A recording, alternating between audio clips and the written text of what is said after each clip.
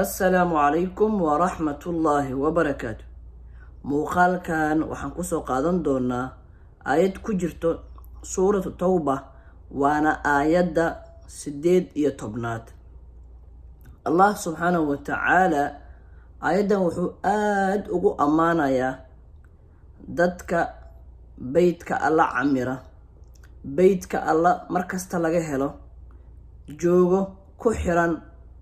sababtoo ah suubanahu wuxuu leeyahay: إذا رأيتم الرجل يعتاد المساجد فاشهدوا له بالإيمان.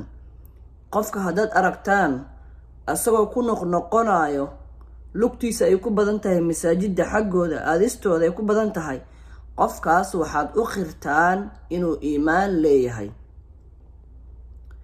nabigana sallallahu calayhi wasallam markuu ka waramayay dadka hooska alle harsanaya wuxuu ku yiri: warajulun qalbuhu mucallaqun bilmasaajid. dadka hooska allah subxaanahu wa tacaala harsanaya waxaa ka mid ah nin qalbigiisa uu ku xiran yahay masaajidka. hadduusan duhur tagin wuxuu jecel yahay inuu casr tago, maqrib tago, cisho tago, uu masaajidka qalbigiisa ku xirnaado, masaajidka ka dhawaado. allah marka wuxuu leeyahay: inamaa yacmuru, waxaa camiro masaajid allahi, masaajidda alle waxaa camiro oo laga dhex helaa man aamana billah, qof aan iimaan lahayn, rabbi subxaanahu wa tacaala aan rumaysaneen, masaajidda lagama dhex helo. allah wuxuu leeyahay: man aamana billah, qofka masaajidka camira waa qof allah subxaanahu wa tacaala rumeeyey, iimaan laga helay.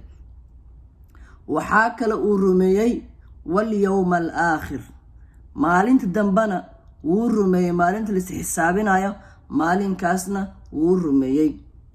wa aqaama asalaata, qofka masaajidda camira waa qofka salaada ooga, waa qofka rabbi xiriirkii ula lahaa wanaajiyey.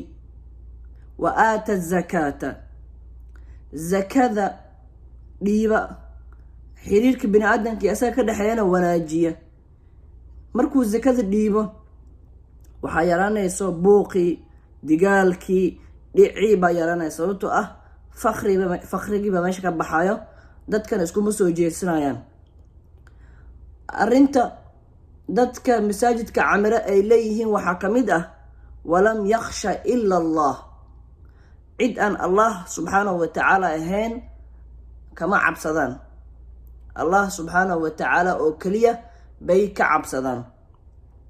allah marka wuxuu leeyahay: facasaa ulaa'ik, dadka sifooyinkaas le waxay mudan yihiin an yakuunuu, inay ahaadaan min almuhtadiin, kuwa hanuunay.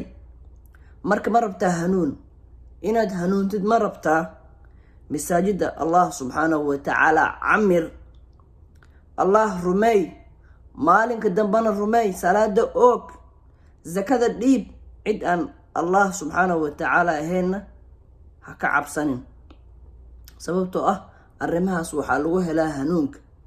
qur-aanka la noolaaw, qur-aanka tafsiirkiisa baro si aad u fahantid fariinta allah subxaanahu wa tacaala uu kuusoo gudbinayo.